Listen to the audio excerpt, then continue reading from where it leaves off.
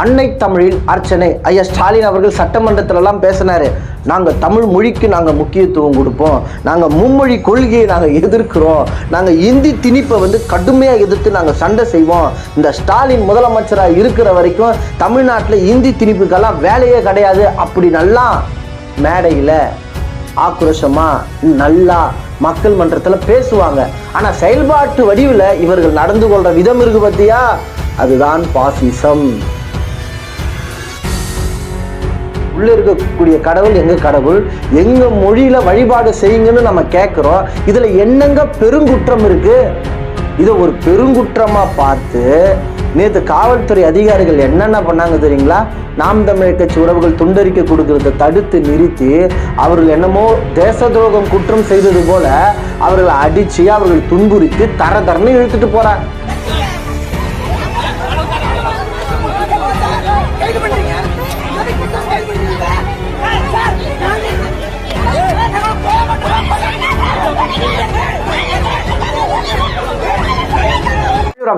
அனைவருக்கும் வணக்கம்.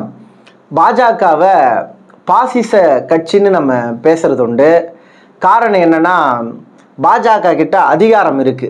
அதிகாரம் பாஜக கிட்ட இருக்கிறதால மக்களுக்கு எதிராக பல வேலைகளை பார்ப்பாங்க. அதே போல் மக்களுக்கு எதிரான பல சட்டங்களை கொண்டு மக்களை வதைக்கக்கூடிய வேலையில் இந்த பாஜக கட்சியை சார்ந்தவர்கள் ஈடுபடுவாங்க. இந்தியாவில் ஒரு மதம் தாங்க, இந்த மதத்துக்கு தான் முக்கியத்துவம்.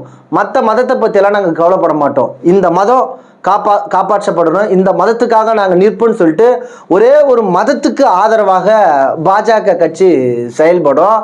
அதே போல் இந்தியாவில் இந்தி தாங்க முதன்மையான மொழி. எல்லாருமே ஹிந்தி படிக்கணும், கட்டாயமாக ஹிந்தி படிக்கணும்னு சொல்லிட்டு ஒரு மொழி திணிப்பை மக்கள் மத்தியில் இந்த பாஜக திணிப்பதற்கான அனைத்து வேலைகள்லையும் ஈடுபடுவாங்க. அதனால தான் நம்ம என்ன பண்ணுறோம், அது ஒரு மதவாத கட்சி, அது பாசிச கட்சி, அது மக்கள் விரோதத்துக்கான ஒரு கட்சி அப்படின்னு சொல்லிட்டு நாம் அடையாளப்படுத்துவோம். அதே போல் பாஜகவுக்கு சற்றும் குறைவில்லாமல் தமிழ்நாட்டில் ஒரு கட்சி ஆட்சி செய்து, அதுதாங்க நம்ம திமுக கட்சி. பாஜக என்ன செய்தோ, ஒன்றியத்தில் பாஜக என்னென்ன செய்கிறதோ அதையே தமிழ்நாட்டில் திமுக செய்யும். முக்கியமாக மக்களுக்கு எதிரான பல திட்டங்களை கொண்டு வருவாங்க. மக்கள் போராடிட்டு இருப்பாங்க, ஒவ்வொரு நாளும் போராடுவாங்க. ஒரு போராட்ட களத்துக்குள்ள மக்களை தள்ளும் யாரு? இந்த திமுக கட்சி. ஐயா ஸ்டாலின் அவர்களே சட்டமன்றத்தில் பேசுறாருல, திமுக ஆட்சியில் 1 லட்சம் போராட்டத்துக்கிட்ட நாங்கள் அனுமதி கொடுத்துருக்கோன்னா அப்போ மக்கள் நிம்மதியாக இல்லாத ஒரு சூழலில் தமிழ்நாட்டில் வாழ்ந்துட்டு இருக்காங்க.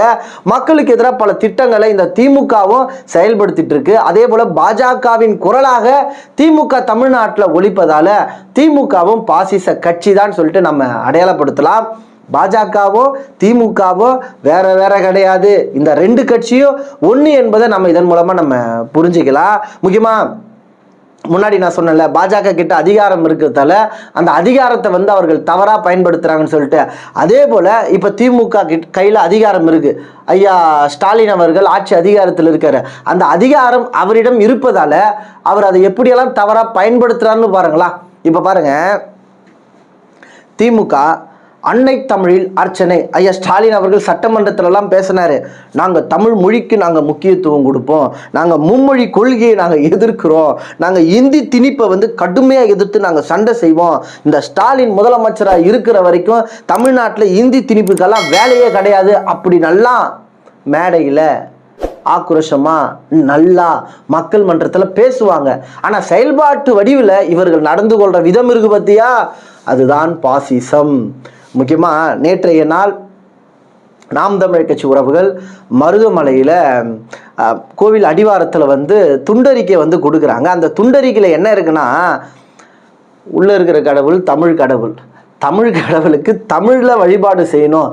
அன்னை அவர் ஐயா ஸ்டாலின் தான் சொன்னார், அன்னை மொழியில் அர்ச்சனை, அதே போல் என்னுடைய தாய்மொழியில் அர்ச்சனை இருக்கணும்னு சொல்லிட்டு நாம் தமிழர் கட்சி உறவுகள் துண்டறிக்கையை கொடுக்குறாங்க. இது என்னங்க அவ்வளோ பெரிய தேச குற்றமாங்க? முதல்ல என்னன்னா, நாம் தமிழர் கட்சி உறவுகளை இப்படியெல்லாம் போராட வச்சிருக்காங்க பார்த்தீங்களா, இதுதான் அவமானகரமானது. இப்படியெல்லாம் துண்டறிக்கை கொடுத்து தான் மக்கள் மத்தியில் ஒரு புரிதலை ஏற்படுத்தணும். எப்படியாச்சும் எங்கள் தாய்மொழியை கோவிலில் ஒழிக்க செய்யுங்கன்னு சொல்லிட்டு கேட்குறோம் பார்த்தியா, இதெல்லாம் தான் சோகமான விஷயம்.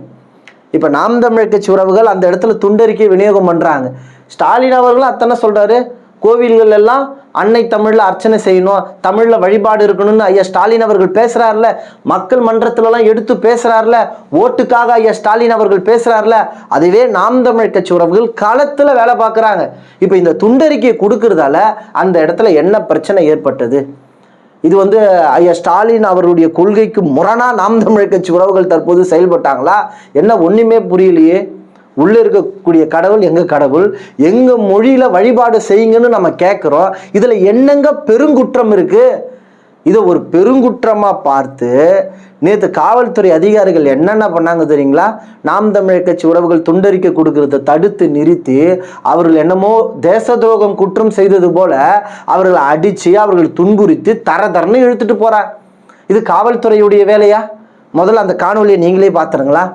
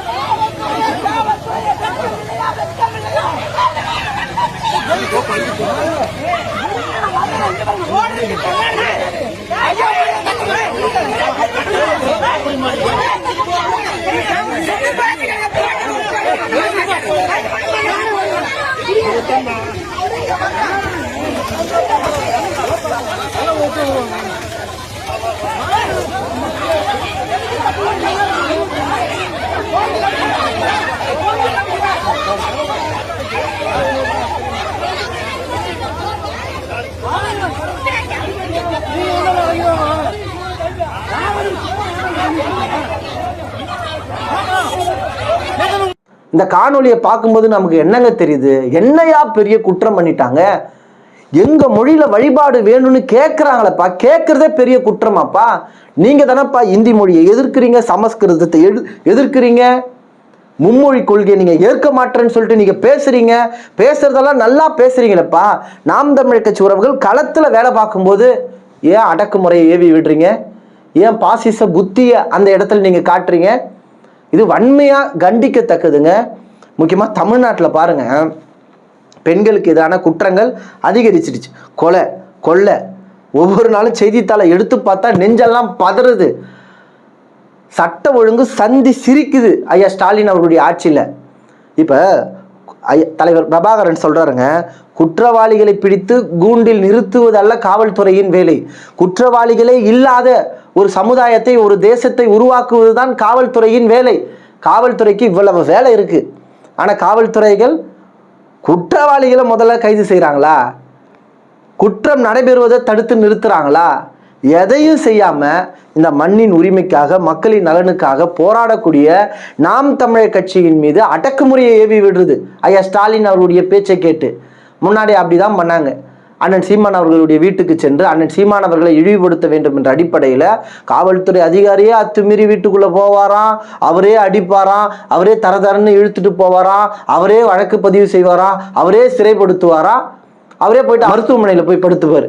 காவல் ஆய்வாளர் பிரவீன்ராஜ் மருத்துவமனையில் படுத்துட்டு அடிச்சுட்டாங்க பாருங்க அப்படின்ற மாதிரி படுத்துருவார். வெட்ட வெளிச்சமா தெரியுது இவர்களுடைய அயோக்கியத்தனங்கள் எல்லாம். இதற்கு பேர் தான் நம்ம பாசிசம்னு சொல்றோம். முக்கியமா நேற்றைய நாளும் இந்த காவல்துறை அதிகாரிகள் அப்படிதான் நடந்து கொண்டிருக்காங்க.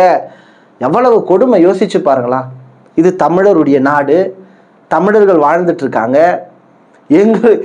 என்னுடைய கடவுள் முருகர், அவருக்கு ஒரு வழிபாடு நடக்குது. அந்த வழிபாடு என்னுடைய மொழியில, எங்களுடைய மொழியில, எங்களுடைய தாய் மொழியில இருக்குன்னு நாங்க கேட்டு போராட்டம் பண்றோம், துண்டறிக்கை விநியோகம் பண்றோம். அப்படி துண்டறிக்கை கொடுக்கிறதே ஒரு மிகப்பெரிய குற்றம் அப்படின்னு இந்த ஆட்சியாளர்கள் கருதுகிறார்கள்னா இந்த ஆட்சியாளர்கள் யார் என்பதை மக்கள் நீங்க தான் புரிந்து கொள்ளணும். அப்ப நான் முன்னாடியே சொன்னது போல இந்த பாஜகவும் இந்த திமுகவும் ஒண்ணு இல்லை. பாஜக எப்படி பாசிச கொள்கையை கடைபிடிக்குதோ அதே போல திமுகவும் தமிழ்நாட்டில் பாசிச கொள்கையை கடைபிடிக்குதுல. பாஜகவுடைய கொள்கைகளை எல்லாம் தமிழ்நாட்டில் செயல்படுத்துற ஒரு கட்சி தான் இந்த திமுக என்பது இதன் மூலமா வெட்ட வெளிச்சமாயிருக்கு. முக்கியமா காவல்துறையின் இந்த அராஜக போக்கிற்கு என்னுடைய வன்மையான கண்டனத்தை நான் பதிவு செய்கிறேன். முக்கியமாக மருதமலை கோவில் அடிவாரத்தில் நாம் தமிழ் கட்சி உறவுகள் தமிழில் வழிபாடு செய்யணும்னு சொல்லிட்டு துண்டறிக்கிறதற்கு அவர்களை அடித்து துன்புறுத்தி காவல்துறை அதிகாரிகள் அழைத்து சென்றிருப்பதை நீங்கள் எப்படி பார்க்குறீங்கன்றத உங்களுடைய கருத்துக்களை தெரியப்படுத்துங்க.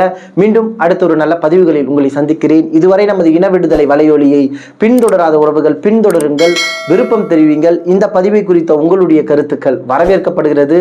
நன்றி, வணக்கம், வாழ்க தமிழ்.